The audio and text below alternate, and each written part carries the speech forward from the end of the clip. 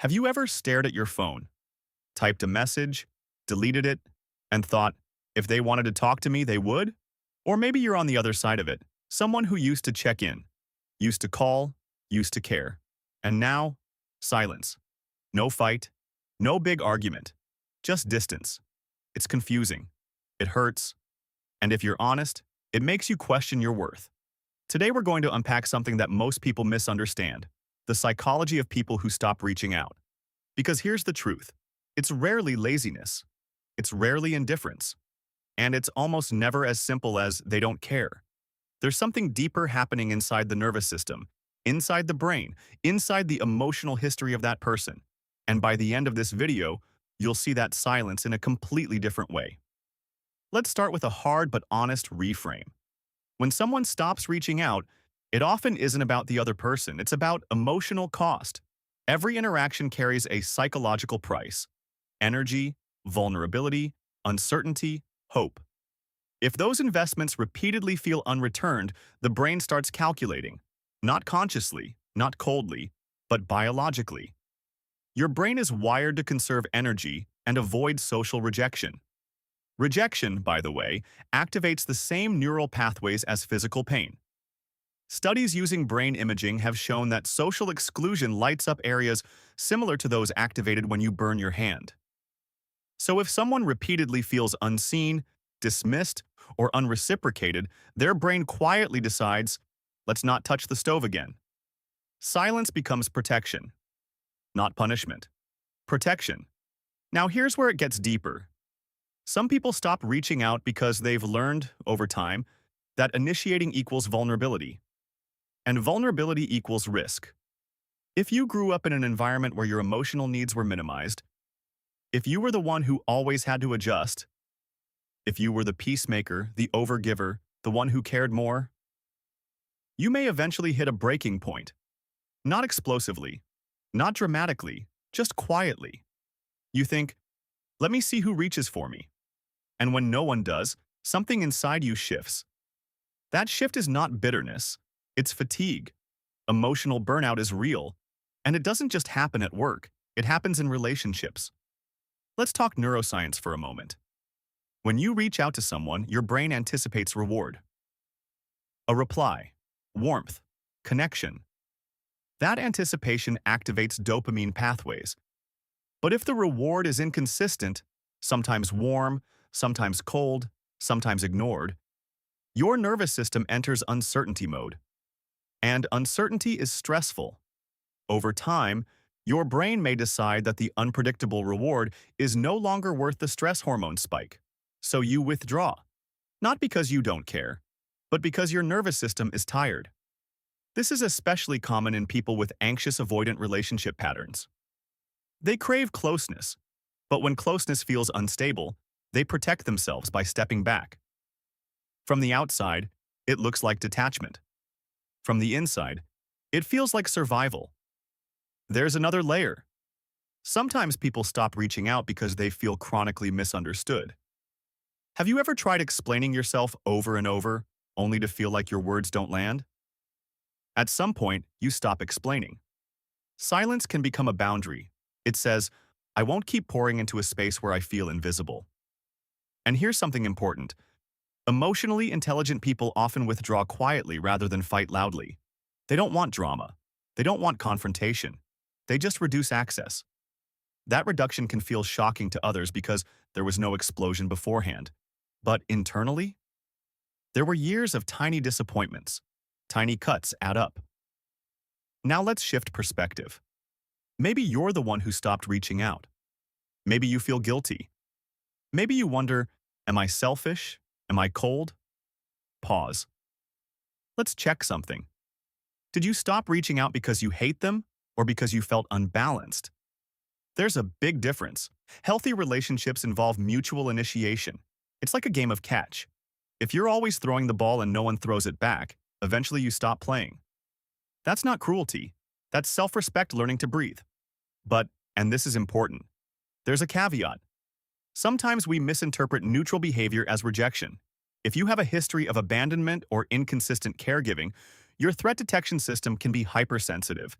You might stop reaching out not because the other person failed you, but because your brain predicted they would. See how subtle this is? Withdrawal can be protection, or it can be preemptive self-sabotage.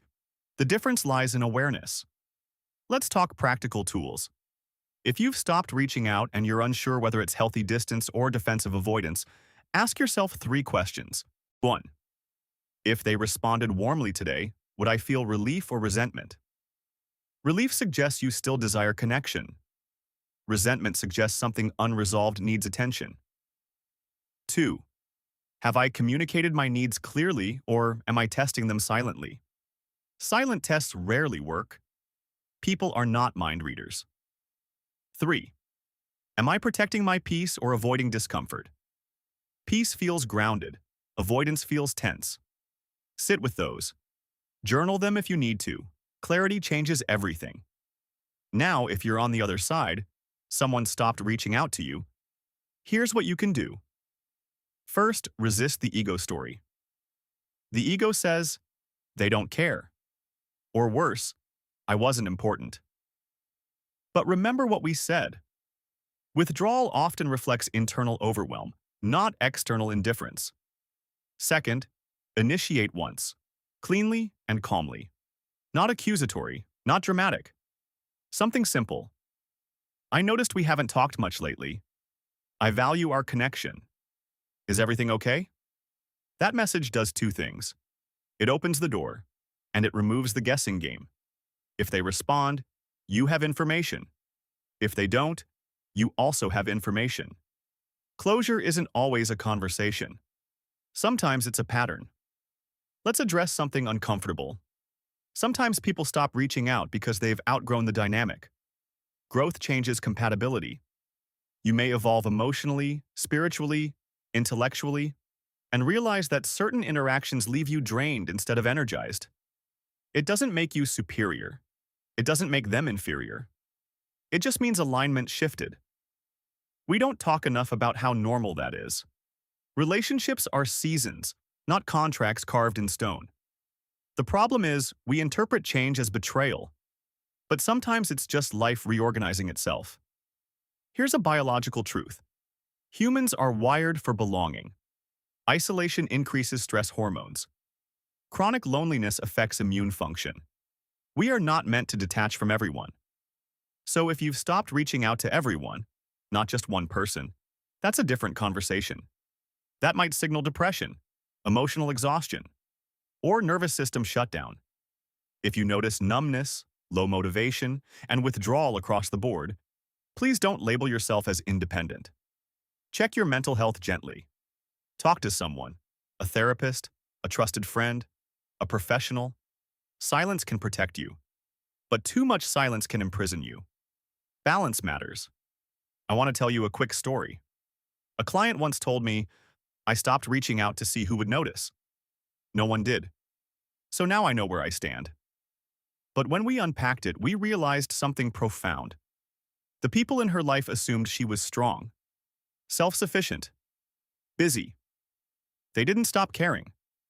They misread her silence as stability. She interpreted their silence as indifference. 2 nervous systems, 2 stories. No villain. When she reached out again, vulnerably, honestly, the connection returned. Not perfectly, but authentically. Sometimes distance is a misunderstanding, not a verdict. Let's anchor this. People stop reaching out for many reasons. Emotional fatigue, fear of rejection, unspoken resentment, growth, depression, self-protection, or a quiet desire to feel chosen for once. It is rarely random, and it is almost never simple. So what's the healthiest approach? Communication before conclusion. Curiosity before assumption. Self-respect without emotional walls. And most importantly, compassion. For yourself and for them. Because behind silence is usually a nervous system trying to feel safe. Remember this. You are not needy for wanting mutual effort. You are not weak for feeling hurt. You are not cold for protecting your energy. Human connection is complex. It's biology mixed with history mixed with timing. The goal isn't to never withdraw. The goal is to withdraw consciously, So the next time you hesitate to send that message, pause. Ask yourself what story your brain is telling you. Is it a story rooted in fact or fear? And if someone has gone quiet on you, instead of immediately shrinking your self-worth, remember, their silence might be about their internal battle, not your value. Connection thrives in clarity, and clarity begins with awareness. If this resonated with you, stay curious about your patterns. Observe them. Question them. Grow from them. Because understanding the psychology behind behavior gives you power, not over others, but over your own reactions. And that's real emotional maturity. Keep learning, keep reflecting, and most importantly, keep choosing connection in ways that feel safe and honest. You deserve relationships where effort flows both ways. And sometimes the first step back toward that balance is simply understanding why the silence happened in the first place.